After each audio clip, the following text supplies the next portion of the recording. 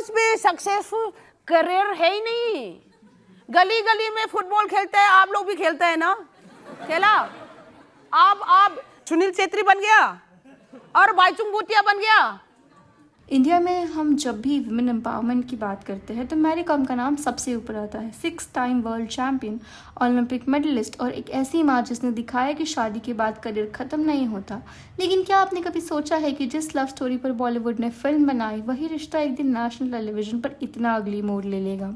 आज की कहानी रिंग के अंदर की नहीं, रिंग के बाहर की है, जहां दोस्ती, सैक्रिफाइस और प्यार की जगह अब चीटिंग, धोखा और करियर मॉकिंग ने ले ली है। मैरी कॉम और उनके हस्बैंड ऑनलर के बीच ऐसा क्या हुआ कि 20 साल का रिश्ता तमाशा बन के रह गया। So welcome to my channel sit what I spill and let's dive deep into this. पहले थोड़ा पीछे चलते हैं। ये 2001 में मैरी कॉम पहली बार मणिपुर से बाहर दिल्ली आई थी। वहाँ उनका सूटकेस, पासपोर्ट और सारे पैसे चोरी हो गए। वो अकेली थी, हेल्पलेस थी। तब उनके लाइफ में एंट्री हुई ऑनलर कॉम की। ऑनलर ने मैरी की हेल्प की, उनका सामान ढूंढने में उनकी हेल्प की और उनके लिए एक पिलर की तरह खड़े रहे। ऑनलर खुद एक इंस्पायरिंग फुटबॉलर थे, लेकिन उन्होंने मैरी का टैलेंट देखा और अपना करियर सैक्रिफाइस किया। उन्होंने सोचा कि अगर मैरी आगे बढ़ेगी तो देश का नाम रोशन होगा। 2005 में उनकी शादी हुई जब मैरी प्रेग्नेंट थी, या जब वो मैचेस के लिए बाहर जाती थी तब ऑनलर ने घर संभाला, बच्चों की केयर की और मैरी को हमेशा प्रायोरिटाइज किया।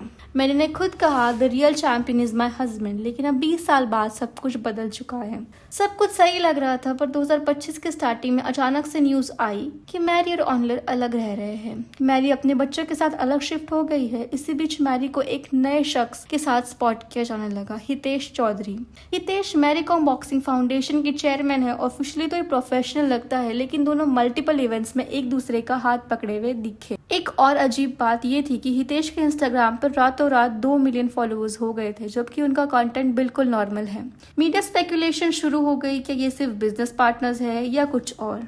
असली धमाका तब हुआ जब मैरी कॉम अब की अदालत में आई। वहां उन्होंने ऑनलर पर काफी सीरियस एलिगेशंस लगाए। मैरी ने कहा ऑनलर ने उन्हें फोर्स किया कि वो बीजेपी लीडर से बात करके उनके लिए पॉलिटिकल टिकट मांगे। ऑनलर इलेक्शन हार गए, जिसकी वजह से मैरी को बहुत बड़ा फाइनेंशियल लॉस हुआ। मैरी ने उनकी ड्रिंकिंग हैबिट्स और एक्स्ट्रा मैरिटल अफेयर के भी जिक्र किए। लेकिन सबसे शॉकिंग था मैरी का ऑनलर के करियर का मजाक उड़ाना। उन्होंने कहा करियर कुछ भी करियर नहीं है, गली गली में फुटबॉल खेलता है जैसे आप लोग खेलते हो। गली में खेलने से कोई सुनील छेत्री थोड़ी बन जाता है।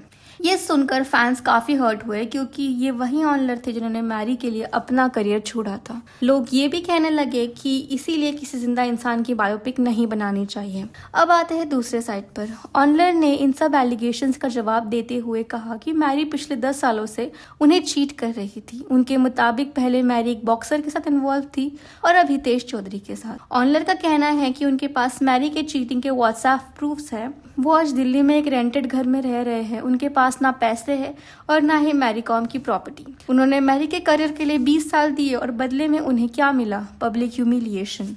दोस्तों, इस कहानी में सच क्या है ये तो कोर्ट डिसाइड करेगा, लेकिन एक बात तो क्लियर है, किसी के सैक्रिफाइस का इस तरह मजाक उड़ाना गलत है। ऑनलर ने मैरी का तब साथ दिया था जब उनके पास कुछ भी नहीं था। आज मैरी सक्सेसफुल है तो वो उनके करियर का मजाक उड़ा रही है, उनके फेल्ड करियर को मॉक कर रही है। वहीं दूसरी तरफ मैरी ने देश के लिए जो किया है उसकी रिस्पेक्ट होनी चाहिए। उन्हें उनके लुक्स या कम्युनिटी के लिए ट्रोल करना बिल्कुल गलत है। ये एक पर्सनल ट्रेजेडी है जो नेशनल न्यूज बन चुकी है। बहुत लोग कह रहे हैं कि ऑनलर के साथ गलत हुआ है, बट ये डिसाइड करना हमारा काम नहीं है। आपका इस पर क्या स्टैंड है? क्या आपको लगता है कि मैरी कॉम ने जो कहा वो सही था या ऑनलर के साथ नाइंसाफी हुई है? कमेंट सेक्शन में अपनी राय जरूर बताएं। एंड अगर आपको ये वीडियो पसंद आया हो तो प्लीज मेरे चैनल को सब्सक्राइब करो, इस वीडियो को लाइक करो, कमेंट करके जाना और शेयर भी कर ही देना। And I will see you in a brand new video very very soon. Till then bye.